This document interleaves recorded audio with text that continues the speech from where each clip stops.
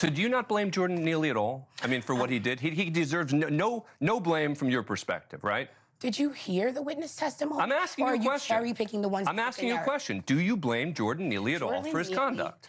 If Jordan Neely was a white man, we'd be saying it was an opioid crisis. He was hungry. He was mentally ill. He had a muffin in his pocket. I wouldn't be if there were other. What about the witnesses? Let's play again, just so we're clear on the race. I'm sure you play Eddie Gibson, who begged Daniel Neely to stop. Oh, again, but he stayed there throughout the incident. Play the ones that fit the narrative. But what's the narrative? There's black women who were on the subway. It was mostly people of color on the subway. What about a white man during cross-examination who said that he was afraid of Daniel Penny, the one who poured water onto his head and said that he was afraid? He was a white man. Yeah, okay, so... What about the Latino man who was holding his arms? I'm not the one identifying everyone by race. You are. You're the one who keeps telling... Why? Why do you have to? There was nothing in this case. Because when you look at the FBI, when you look at when hate crimes happen, when you look at when injustice happened to black people, but let's agree. We don't get justice. Let's agree to some... Look, I'm going to be doing a segment later this week on a missing black woman who has not been getting nearly enough attention. Send it to me and I'll share the post. By the media. Absolutely. Because I understand that, and to that degree, you have a fair point about the way sometimes the media and the justice system handles.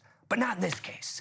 This case, even the prosecutors conceded Daniel Penny had every right to go hands-on, and the question became, okay, when should he have stopped? I understand that. The time frame on that from the DA's office was after 30 seconds. Can you not concede that Daniel Penny was a trained killer, that he not have his gray belt? United States Marine Corps is an assassin? Sure, but he knew. Let me finish. Every Marine is a trained because assassin. Actually, black Marines and white Marines have reached out and actually told us he went too far. But going too far is different from criminal. Let me break it down. A chokehold, a blood chokehold, which he did. You're only supposed to hold someone in that move for 8 to 13 seconds. You're not supposed to do it longer than 2 minutes. Why did Daniel Penny, when the train was completely clear, everyone was on the platform, why did he hold it for nearly 6 minutes? Because he was scared.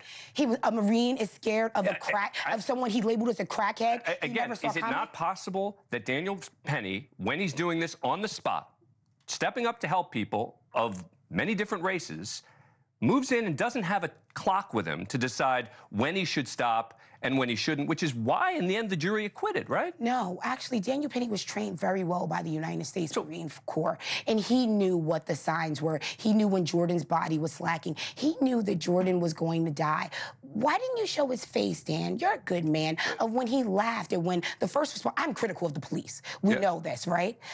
NYPD tried to save his life while they were doing chest compressions. Daniel Penny laughed and said chest compressions. A good person, a hero. One last thing.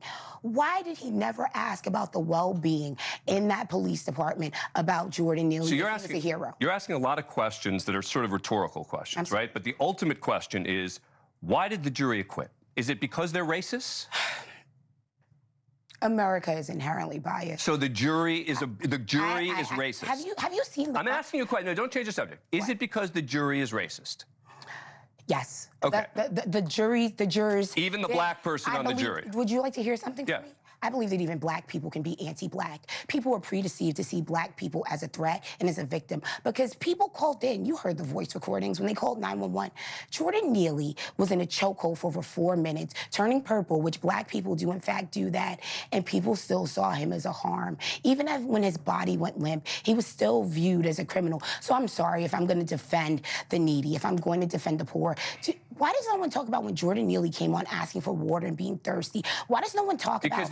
Because that's not what happened right here. What happened right here, the reason he was held was not because he was asking for water. It's because he was scaring the heck out of everyone on the subway, which apparently he's done before. Dan, anyone who has rode the New York City subway has encountered mentally ill people. Why are we not having this conversation? And we don't kill them. But you know what? We offer help or we get out of the way. But more people wish people would step up more and help and stop people from doing it. So are you giving a license to vigilantism? Are you saying that we should kill people? Is that what you're saying? No, what I'm saying is, you know what I'm saying is it's very unfortunate. I think Daniel Penny would say it is really unfortunate that he died. Why didn't he care when he was at the precinct? He showed no remorse. Because he was defending what he did. He lied in that defense, too. Do you know he told people, he told the police, who people love, that people respect the police's opinion, right? People respect what they do. People respect that honor. He lied in the 5th precinct. How can anything he do, can we just stop calling him a hero? Can Why? we do that? No, I can't. I actually do view. Because I do view what he did as heroic.